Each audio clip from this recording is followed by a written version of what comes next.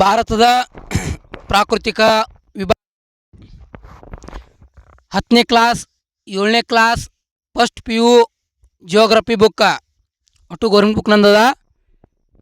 ಭಾರತವನ್ನು 4 ಪ್ರಕಾರದ ಭೂಸ್ವರೂಪಗಳಾಗಿ ವಿಂಗಡಿಸಲಾಗಿದೆ. ಭಾರತವನ್ನು ನಾಲ್ಕು ಸ್ವರೂಪದ ಭೂ ವಿಂಗಡಿಸಲಾಗಿದೆ. ಇವ್ಯಾವಂದ್ರೆ ಉತ್ತರ ಪರ್ವತಗಳು, ಉತ್ತರ ಮಹಾಮೈದಾನ, ಪರ್ಯಾಯ ಪರಿಸ್ಥಭೂಮಿ, ಕರಾವಳಿ ದ್ವೀಪಗಳು. ಈಗ ಒಂದನೇದ್ರ ಬಗ್ಗೆ ಹೇಳ್ತಾ, ಯಾವುದು? ಉತ್ತರ ಪರ್ವತಗಳು ಅಥವಾ ಹಿಮಾಲಯ. ಇವುಗಳು ಮಡಿಕೆ ಪರ್ವತಗಳು. ಇವು ಪಾಮೀರ್ ಗ್ರಂಥಿಯಿಂದ ಅರುಣಾಚಲ ಪ್ರದೇಶವರೆಗೆ.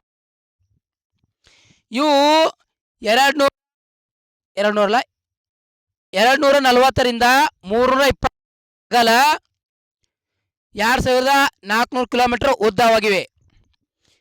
ಈ ಪರ್ವತಗಳ ಸರಾಸರಿ ಎತ್ತರ 6 ಕಿಲೋಮೀಟರ್ ಅಥವಾ 6000 ಮೀಟರ್.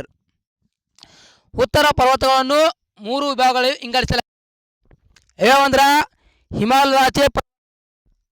ಹಿಮಾಲಯ ಪೂರ್ವಾಂಚಲ ಬೆಟ್ಟಗಳು. ಒಂದನೇದು ಹಿಮಾಲಯಾಚೆ ಪರ್ವತಗಳು. ಈ ಹಿಮಾಲಯಾಚೆ ಪರ್ವತಗಳು ಜಮ್ಮು ಕಾಶ್ಮೀರದ ಪಾಮೀರ್ ಗ್ರಂಥಿಯಿಂದ ಸಿಂಧು ಕಣಿವೆಯವರೆಗೆ ಹಬ್ಬಿವೆ. ಈ ಹಿಮಾಲಯ ಪರ್ವತಗಳನ್ನು 3 ಭಾಗವಾಗಿ ವಿಂಗಡಿಸಲಾಗಿದೆ. ಮೂರು ಭಾಗ ವಿಂಗಡಿಸಲಾಗಿಲ್ಲ. ಈ ಹಿಮಾಲಯ ಪರ್ವತಗಳು 3 ಪ್ರಮುಖ ಶ್ರೇಣಿಗಳನ್ನು ಹೊಂದಿವೆ. ಇವೆ ಶ್ರೇಣಿ ಅಂದರೆ ಕಾರಾಕೋರಂ ಶ್ರೇಣಿ, ಲಡಾಖ್ ಶ್ರೇಣಿ. ಇವು 3 ಶ್ರೇಣಿ ಸಮಾಂತರವಾಗಿವೆ. ಒಂದನೇದು ಕಾರಾಕೋರಂ ಶ್ರೇಣಿ ಬಗ್ಗೆ ಹೇಳ್ತೀನಿ. ಈ ಕಾರಾಕೋರಂ ಶ್ರೇಣಿ ನಂತರ ಏಷ್ಯಾದ ಬ್ಯಾಕ್ ಬೋನ್ ಅಂತಾರ. ಈ ಕಾರಾಕೋರಂ ಶ್ರೇಣಿಯಲ್ಲಿ K2 ಬರ್ತದ. K2 ಈ K2 ಇನ್ನೊಂದು ಹೆಸರು ಅಂದ್ರ ಮೌಂಟ್ ಗಾಡ್ವಿನ್. ಈ K2 ಎತ್ತರ 8611 ಮೀಟರ್ ಎತ್ತರವಾದ. ಇದು ಭಾರತದ ಅತಿ ಎತ್ತರವಾದ, ಪ್ರಪಂಚದ 2ನೇ ಅತಿ ಎತ್ತರವಾದ ಪರ್ವತ K2. ಇದು ಕಾರಾಕೋರಂ ಶ್ರೇಣಿಗೆ ಬರ್ತದ K2. ಮತ್ತು ಕಾರಾಕೋರಂ ಶ್ರೇಣಿಯಲ್ಲಿ ಪ್ರಮುಖ ಶಿಖರಗಳು ಗಾಸಿರ್ ಬ್ರೂಮ್ ಪೀಕ, ಹಿಡನ್ ಪೀಕ, ಬ್ರಾಂಡ್ ಪೀಕ. ಇಲ್ಲಿರುವ ಮತ್ತು ಪ್ರಮುಖ ಹಿಮನದಿಗಳು ಸಿಯಾಚಿನ, ಬಿಯಾಪೋ, ಬಾಲ್ಟೋರು, ಹಿಂಜಾರ್, ಬತುರಾ. ಈಗ ಒಂದನೇದು ಸಿಯಾಚಿನ್ ಬಗ್ಗೆ ಹೇಳ್ತಾ, ಭಾರತದ ಅತ್ಯಂತ ಉದ್ದ ಹಾಗೂ ದೊಡ್ಡದಾದ ಹಿಮನದಿ ಸಿಯಾಚಿನ. ಪ್ರಪಂಚದ ಅತ್ಯಂತ ಎತ್ತರವಾದ ಯುದ್ಧ ಭೂಮಿ ಸಿಯಾಚಿನ. ಈಗ ಎರಡನೇದು ಹಿಮಾಲಯ ಬಗ್ಗೆ ಹೇಳ್ತಾ, ಹಿಮಾಲಯ ಎರಡನೇದು. ಒಂದನೇದು ಆಯಿತು ಉತ್ತರ ಪರ್ವತದಲ್ಲಿ, ಒಂದನೇದು ಯಾವುದಾಯಿತು ಹಿಮಾಲಯಾಚೆ ಪರ್ವತಗಳು, ಎರಡನೇದು ಹಿಮಾಲಯ. ಇವು ಪ್ರಪಂಚದಲ್ಲಿ ಎತ್ತರವಾದ ಪರ್ವತಗಳಾಗಿವೆ ಮತ್ತು ಹಿಮ ಹೆಚ್ಚದ ಎಲ್ಲಿ ಹಿಮಾಲಯಗಳಲ್ಲಿ. ಈಗಿರುವ ಹಿಮಾಲಯ ಹಿಂದೇನಾಗಿತ್ತಂದ್ರೆ ತೆತ್ತಿಸ್ ಸಮುದ್ರದ ತಳಭಾಗವಾಗಿತ್ತು. ಹಿಮಾಲಯವು ಗೋಂಡ್ವಾನ ಮತ್ತು ಅಂಗಾರ ಭೂಭಾಗಗಳ ಕಾರ್ಯಚಟುವಟಿಕೆಯಿಂದ ಮಡಿಕೆ ಮತ್ತು ಸ್ತರಭಂಗ ನಿರ್ಮಾಣವಾಗಿವೆ. ಹಿಮಾಲಯವನ್ನು ಅಕ್ಷಾಂಶ ಮತ್ತು ರೇಖಾಂಶ ಆಧಾರಿಸಿಕೊಂಡು 3 ಭಾಗವಾಗಿ ವಿಂಗಡಿಸಲಾಗಿದೆ.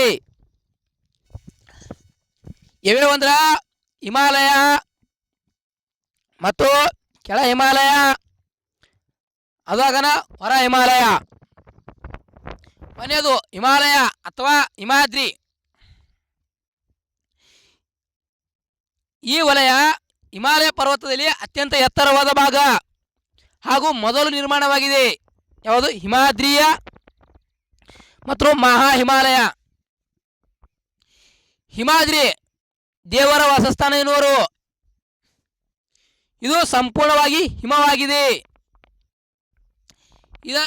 ಇದರ ಸರಾಸರಿ ಎತ್ತರ 6100 ಮೀಟರ್, ಅಗಲ 120ರಿಂದ 19 ಕಿಲೋಮೀಟರ್.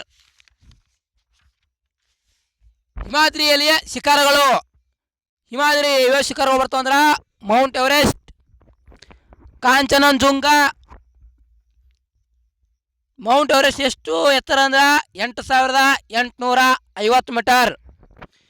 ಎರಡನೇದು ಕಾಂಚನಜುಂಗ ಸಿಕ್ಕಿಂದಾಗ. ಮೂರನೇದು ಮಾಕೂಲ. ನಾಲ್ಕನೇದು ಧವಳಗಿರಿ. ಐದನೇದು ಮಾನ್ಸೂನ್. ಆರನೇದು ಚೋ ಒಯು. ಏಳನೇದು ನಂಗ ಪ್ರಭಾತ. ಎಂಟನೇದು ಅನ್ನಪೂರ್ಣ. ಒಂಬತ್ತನೇದು ನಂದಾದೇವಿ. ಈಗ ಮೌಂಟ್ ಎವರೆಸ್ಟ್ ಬಗ್ಗೆ ಹೇಳ್ತಾ, ಇದು ಭೂಮಿಯ ಮೇಲೆ ಅತ್ಯಂತ ಎತ್ತರವಾದ ಪರ್ವತ. ಜಾರ್ಜ್ ಎವರೆಸ್ಟ್ ಗುರುತಿಸಿದ್ರಿಂದ ಇದಕ್ಕೆ ಮೌಂಟ್ ಎವರೆಸ್ಟ್ ಎಂದು ಕರೀತಾರ. ಮೌಂಟ್ ಎವರೆಸ್ಟ್ ನೇಪಾಳದಲ್ಲಿ ಸಾಗರ ಮಾತಾ, ಚೀನಾದಲ್ಲಿ ಕೆಮಲುಂಗ್ ಎಂದು ಕರೀತಾರ. ಮೌಂಟ್ ಎವರೆಸ್ಟ್ ಅನ್ನು ಮೊದಲು ಏರಿದವರು ಯಾರಂದ್ರ 1953ರಲ್ಲಿ ತೆನ್ಸಿಂಗ್ ಮತ್ತು ಹಿಲ್ಸ್. ಭಾರತದಲ್ಲಿ ಮೌಂಟ್ ಎವರೆಸ್ಟ್ ಏರಿದ ಪ್ರಥಮ ಮಹಿಳೆ ಯಾರಂದ್ರ ಬಚೇಂದ್ರಿ ಪಾಲ್ 1984. ಪ್ರಪಂಚದ ಅತ್ಯಂತ ಕಿರಿಯ ವ್ಯಕ್ತಿ ಯಾರಂದ್ರ ಜೋಡಾಂದ ರೋಮಿರೋ 13 ವರ್ಷದ ಹುಡುಗಿಯರನ. ಇನ್ನ ಎರಡನೇದು ಕೆಳ ಹಿಮಾಲಯ ಅಥವಾ ಹಿಮಾಚಲ. ಇದು ಉತ್ತರ ಹಿಮಾಲಯ ಮತ್ತು ದಕ್ಷಿಣದಲ್ಲಿ ಕೆಳ ಹಿಮಾಲಯ ಮಧ್ಯೆ ಇದೆ. ಇದರ ಸರಾಸರಿ ಎತ್ತರ 1500 ಮೀಟರ್ನಿಂದ 4500 ಮೀಟರ್ ಒಳಗೆ ಅದ. ಅಗಲ 60ರಿಂದ 80 ಕಿಲೋಮೀಟರ್ ಅಗಲದ. ಕೆಳ ಹಿಮಾಲಯದಲ್ಲಿ ಪ್ರಮುಖ ಪರ್ವತ ಶ್ರೇಣಿಗಳು ಪೀರ್ ಪಂಜಾರ್, ದೌಲ್ದಾರ್ ಅಥವಾ ಮೌಸರಿ, ನಾಗ್ ಟಿಬಾ. ಕೆಳ ಹಿಮಾಲಯದಲ್ಲಿ ಪ್ರಮುಖ ಕಿರುಧಾಮಗಳು ಸಿಮ್ಲಾ, ಮುಸೌರಿ, ರಾಣಿಕೇತ್, ನೈನಿತಾ, ಅಲೋರಾ, ಚಕ್ರಿತಾ, ಡಾರ್ಜಿಲಿಂಗ್.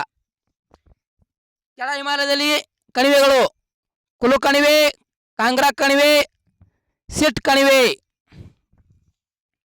ಹೊರ ಹಿಮಾಲಯ ಅಥವಾ ಶಿವಾಲಯಕ. ಮೂರನೇದು ಶಿವಾಲಯಕ್ ಬೆಟ್ಟಗಳು ವಾಯುವ್ಯದಲ್ಲಿ ಜಮ್ಮು ಕಾಶ್ಮೀರದಿಂದ ಪೂರ್ವದ ಅರುಣಾಚಲ ಪ್ರದೇಶಕ್ಕೆ ವಿಸ್ತರಿಸಿವೆ. ಇವುಗಳ ಸರಾಸರಿ ಎತ್ತರ 600ರಿಂದ 1500 ಮೀಟರ್ ಆಗಿದೆ. ಅಗಲ 15ರಿಂದ 50 ಕಿಲೋಮೀಟರ್ ಆಗಿದೆ. ಈ ಶ್ರೇಣಿಗಳು ಕಡಿಮೆ ಎತ್ತರವಿವೆ. ಈ ಶ್ರೇಣಿಗಳು ಇತ್ತೀಚೆಗೆ ನಿರ್ಮಾಣವಾಗಿವೆ.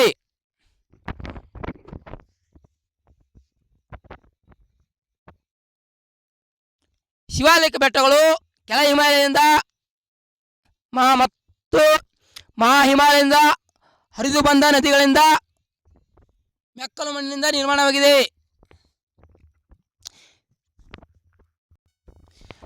ಶಿವಾಲಿಕ್ ಮತ್ತು ಕೆಳ ಹಿಮಾಲಯಗಳ ಮಧ್ಯದಲ್ಲಿ ಸಮತಟ್ಟವಾದ ತಳುವನ್ನು ಹೊಂದಿದ್ದು ಕಣಿವೆಗಳಿದ್ದು ಅಥವಾ ಮೈದಾನಗಳನ್ನು ಡ್ರೋನ್ಸ್. ಪ್ರಮುಖ ಡೋನ್ಸ್ಗಳು ಉಧಾಂಪುರ್, ಕೋಟ್ಲಿ, ಡೆಹ್ರಾಡೂನ್ ಅತ್ಯಂತ ದೊಡ್ಡದು, ಕೊಟ್ಟಾ, ಪ್ಲಾಟಿ, ಚೌಕಾಂಬಿ. ಈ ವಲಯವು ಫಲವತ್ತವಾಗಿದೆ. ಯಾವುದು? ಹೊರ ಹಿಮಾಲಯ. ಕೃಷಿಗೆ ಮತ್ತು ದಟ್ಟವಾದ ಜನಭರಿತವಾಗಿದೆ. ಇನ್ನು ಪೂರ್ವಾಂಚಲ ಅಥವಾ ಪೂರ್ವದ ಬೆಟ್ಟಗಳು. ಇನ್ನು ಹಿಮಾಲಯದಾಗೆ ಉತ್ತರ ಪರ್ವತದಲ್ಲಿ ಒಂದನೇದು ಹಿಮಾಲಯ ಪರ್ವತ ಆಯಿತು, ಹಿಮಾಚಲ ಪ್ರದೇಶ ಇತ್ತು. ಎರಡನೇದು ಹಿಮಾಲಯ ಆಯಿತು. ಮೂರನೇದು ಪೂರ್ವಾಂಚಲ ಅಥವಾ ಪೂರ್ವ ಬೆಟ್ಟಗಳು. ಅದರ ಬಗ್ಗೆ ಹೇಳ್ತಾ, ಪೂರ್ವಾಂಚಲ್ ಅಥವಾ ಪೂರ್ವ ಬೆಟ್ಟಗಳು ಈಶಾನ್ಯದಲ್ಲಿಯೇ ಹಿಮಾಲಯದ ಮುಂದುವರೆದ ಭಾಗವಾಗಿದ್ದು ಇವು ಈಶಾನ್ಯದಲ್ಲಿ ಹಿಮಾಲಯದ ಮುಂದುವರೆದ ಭಾಗಗಳಾಗಿದ್ದು ಮಯನ್ಮಾರ್ವರೆಗೆ ವಿಸ್ತರಣವಾಗಿವೆ.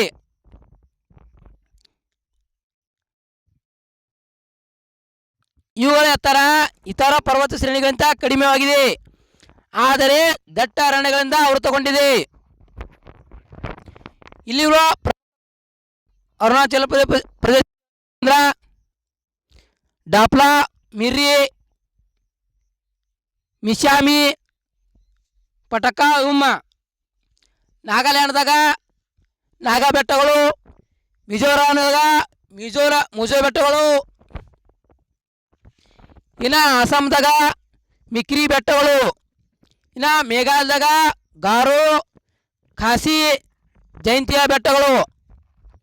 ಹಿಮಾಲಯದ ಪ್ರಮುಖ ಸರೋವರಗಳು ದಾಲ್ ಸರೋವರ, ಇದು ಜಮ್ಮು ಕಾಶ್ಮೀರ ಚಳಿಗಾಲದಲ್ಲಿ ಹೆಪ್ಪುಗಟ್ಟುವ ಸರೋವರ. ಇನ್ನು ಎರಡನೇದು ಉಲ್ಲಾರ್ ಸರೋವರ, ಜಮ್ಮು ಕಾಶ್ಮೀರದಾಗೆ ಭಾರತದ ಅತ್ಯಂತ ದೊಡ್ಡ ಸಿಹಿ ನೀರ. ಇನ್ನು ಮೂರನೇದು ಲೋಕ್ಟಾಕ್ ಸರೋವರ, ಮಣಿಪುರದ ಬರ್ತದ. ತೇಲಾಡುವ ಸರೋವರ ಕೈಬೂಲ ಕ್ಯಾಮುಲು ನ್ಯಾಷನಲ್ ಪಾರ್ಕ್ ಇದ್ರಾಗ ಅದ, ಲೋಕ್ಟಾಕ್ ಸರೋವರದಾಗ ಅದ.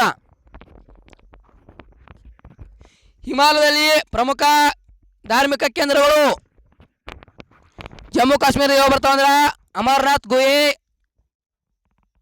ವೈಷ್ಣೋದೇವಿ.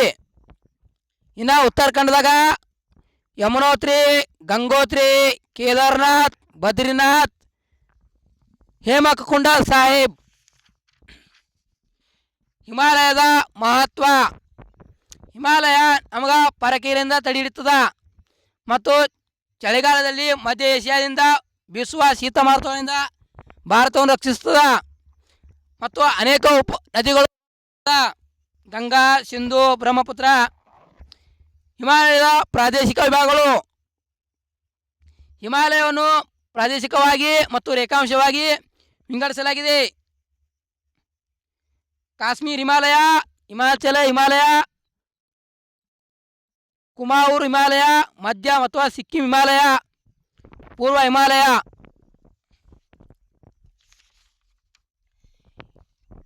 ಇನ್ನು ಎರಡನೇದು ಈಗ ಯಾವ್ದಾಯ್ತು? ಈಗ ಎರಡನೇದು ಒಂದನೇದಾಯ್ತು ಉತ್ತರದ ಪರ್ವತಗಳಾಯಿತು. ಎರಡನೇದು ಉತ್ತರದ ಮಹಾ ಮೈದಾನಗಳ ಬಗ್ಗೆ ಹೇಳ್ತೀಗ.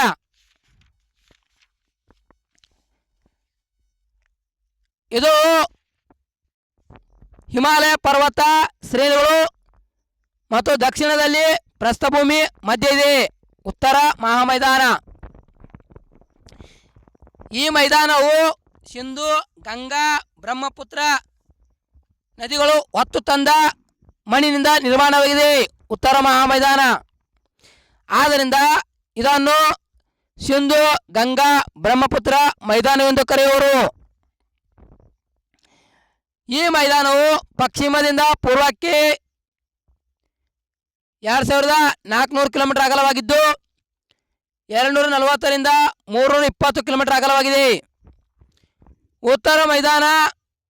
ಉತ್ತರದ ಮಹಾಮೈದಾನವು ಉತ್ತರಾಖಂಡ, ಉತ್ತರ ಪ್ರದೇಶ, ಬಿಹಾರ, ಜಾರ್ಖಂಡ, ವೆಸ್ಟ್ ಬೆಂಗಾಲ್, ಪಂಜಾಬ್, ಹರಿಯಾಣ, ಅಸ್ಸಾಂ ರಾಜ್ಯಗಳಲ್ಲಿ ವ್ಯಾಪಿಸಿದೆ.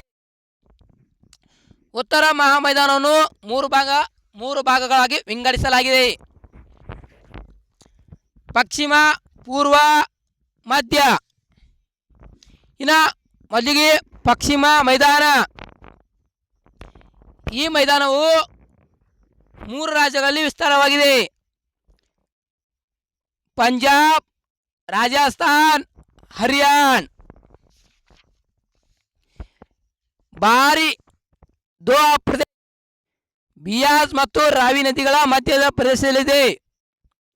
ಬಿಸ್ಟಾ ದೋಆ ಪ್ರದೇಶ ಬಿಯಾಸ್ ಮತ್ತು ಸಟ್ಲೈಜ್ ನದಿಗಳ ಮಧ್ಯ ಪ್ರದೇಶದಲ್ಲಿದೆ. ಮಧ್ಯದ ಮೈದಾನ ಅಥವಾ ಗಂಗಾ ಮೈದಾನ. ಎರಡನೇದು ಮಧ್ಯ ಮೈದಾನ ಅಥವಾ ಗಂಗಾ ಮೈದಾನ.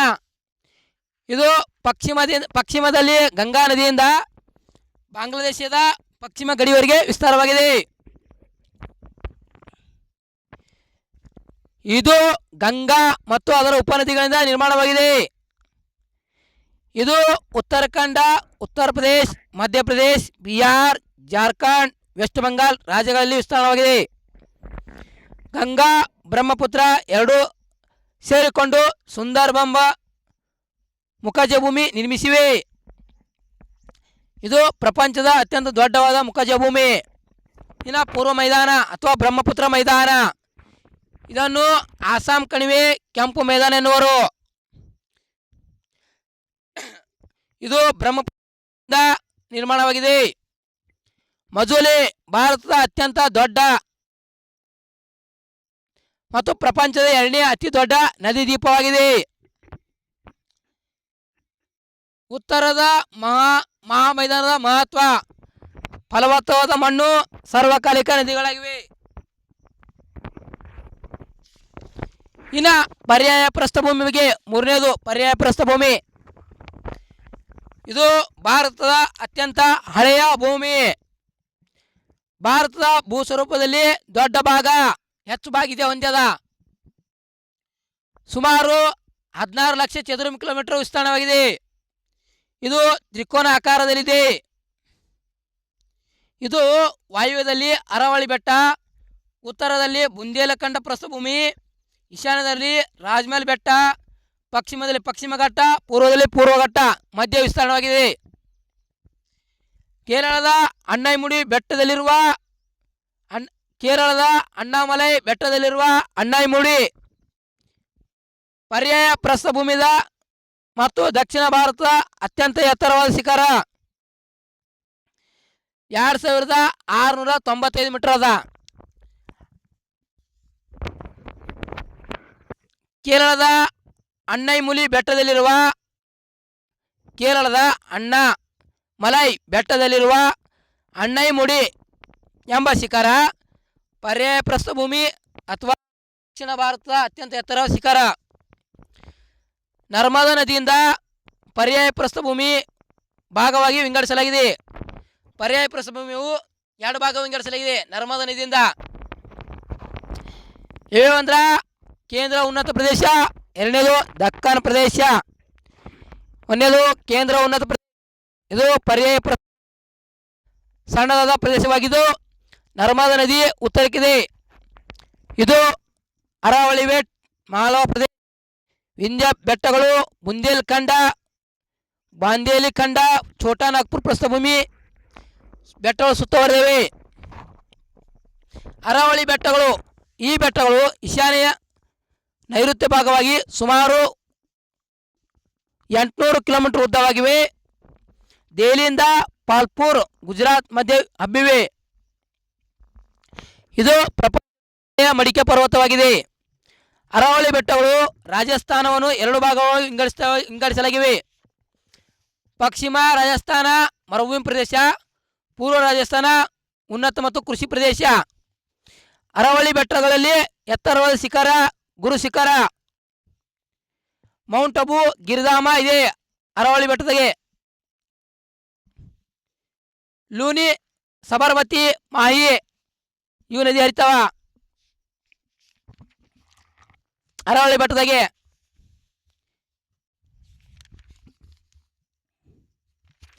ಇನ್ನು ರಾಷ್ಟ್ರಪತಿ ಭವನ, ರೈಸೇನಾ ಬೆಟ್ಟಗಳು ನಿರ್ಮಾಣವಾಗಿದ್ದು ಇವು ಅರಾವಳಿ ಬೆಟ್ಟ ಭಾಗಗಳಾಗಿವೆ.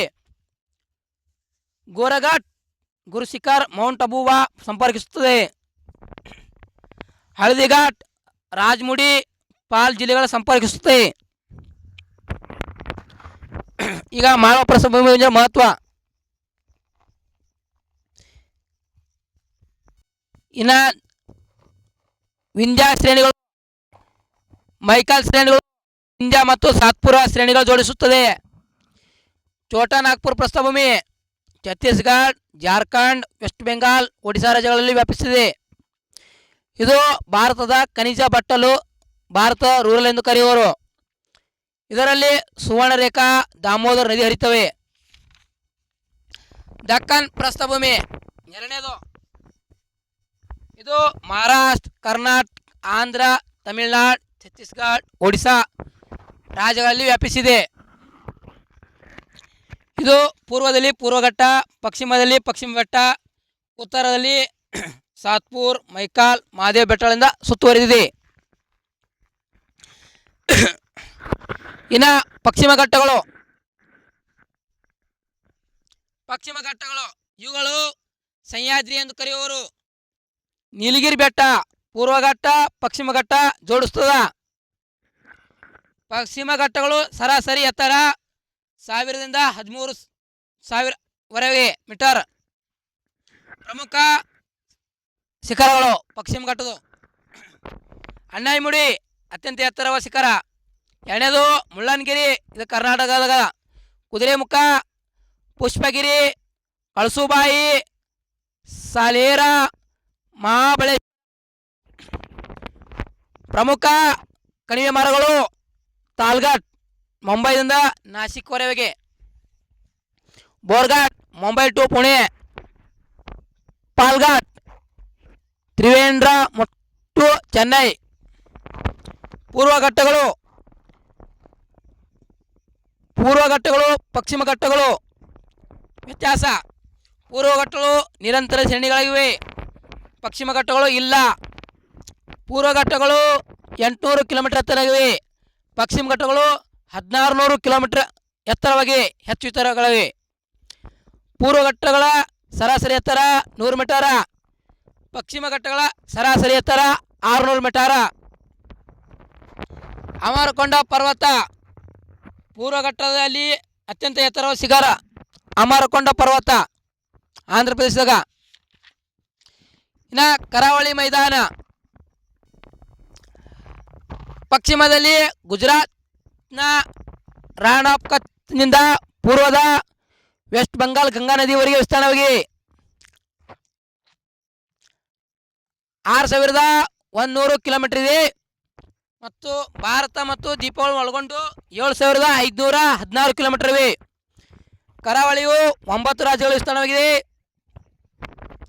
ಕರಾವಳಿ 2 ಭಾಗ, ಪಶ್ಚಿಮ ಕರಾವಳಿ, ಪೂರ್ವ ಕರಾವಳಿ.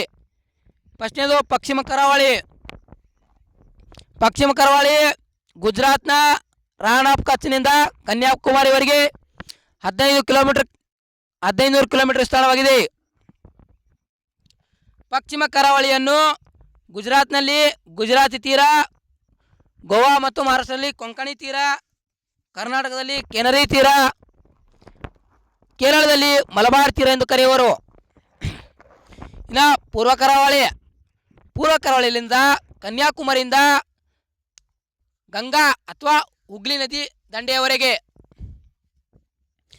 ಇನ್ನು ಮೈದಾನ ಪೂರ್ವ ಕರಾವಳಿ ಹೆಚ್ಚು, ಪಶ್ಚಿಮ ಕರಾವಳಿ ಕಡಿಮೆ. ಪೂರ್ವ ಕರಾವಳಿಯ ತೀರದಲ್ಲಿ ಸಾಗರ ನೀರಿನ ಆಳವು ಕಡಿಮೆ ಇದ್ದೆ, ಇದರಿಂದ ವಿಶಾಲಪಟ್ಟ ಒಂದು ನೈಸರ್ಗಿಕ. ಪೂರ್ವ ಕರಾವಳಿಯ ದಕ್ಷಿಣ ಭಾಗವನ್ನು ಕೋರಮಂಡಲ ತೀರ, ಕೃಷ್ಣಾ ನದಿಯವರೆಗೆ ಮುಖಜಭೂಮಿ ವಿಸ್ತಾರವಿದೆ. ಉತ್ತರದ ಭಾಗವನ್ನು ಉತ್ತರ ಸಾಗರ ತೀರ, ಕೃಷ್ಣಾ ನದಿಯ ಮುಖಜಭೂಮಿಗೆ ಹುಗ್ಲಿ ನದಿ.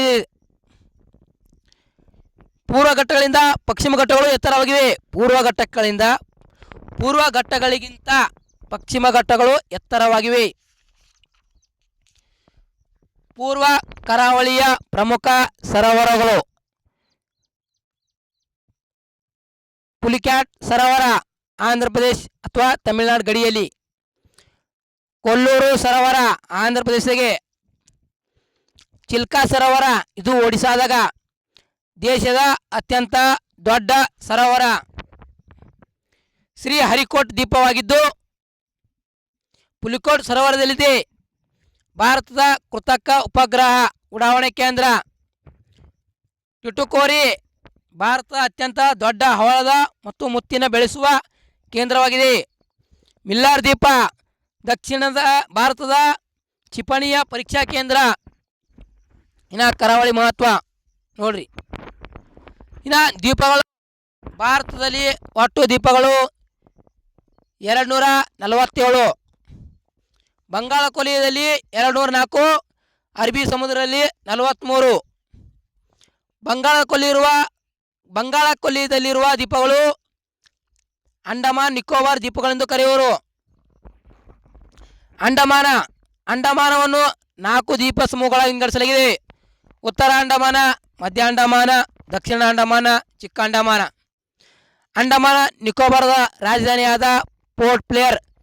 ಇದು ಉತ್ತರ ದಕ್ಷಿಣ ಅಂಡಮಾನದಲ್ಲಿದೆ. ಮಧ್ಯ ಅಂಡಮಾನ ದೊಡ್ಡ ಅಂಡಮಾನವಾಗಿದೆ. Nicobar, Car Nicobar, little Nicobar, great Nicobar. ಇದರಲ್ಲಿ ದೊಡ್ಡ ದ್ವೀಪ ಗ್ರೇಟ್ ನಿಕೋಬಾರ್ ಆಗಿದೆ. ಇನ್ನು ಲಕ್ಷದ್ವೀಪಗಳು, ಅರಬ್ಬಿ ಸಮುದ್ರದಲ್ಲಿರುವ ದ್ವೀಪಗಳನ್ನು ಲಕ್ಷದ್ವೀಪ ಎಂದು ಕರೆಯುವರು. ಲಕ್ಷದ್ವೀಪಗಳ ರಾಜಧಾನಿ ಕವರತ್ತಿ. ಇವು ಕೇರಳಕ್ಕೆ ಅತಿ ಸಮೀಪದಲ್ಲಿದೆ ಲಕ್ಷದ್ವೀಪಗಳು. ಇದು ಯಾವಾಗಂದ್ರೆ ಭಾರತದ ಪರ್ಯಾಯ ಪ್ರಸ್ಥಭೂಮಿ. ಭಾರತದ ಪ್ರಾಕೃತಿಕ ವಿಭಾಗಗಳು ಬಗ್ಗೆ ಕ್ಲಾಸ್ ಸ್ವಲ್ಪ ಹೇಳಿದ್ರೆ ಮಿಸ್ಟೇಕ್ ಐತೆ ಕ್ಷಮಿಸ್ರಿ. ಯಾಕೆ ಲಾಂಗ್ ವಿಡಿಯೋ ಆಗ್ಯದ, ನನಗೆ ಬೋರ್ ಆಗಿ ಇದಾಯಿತು.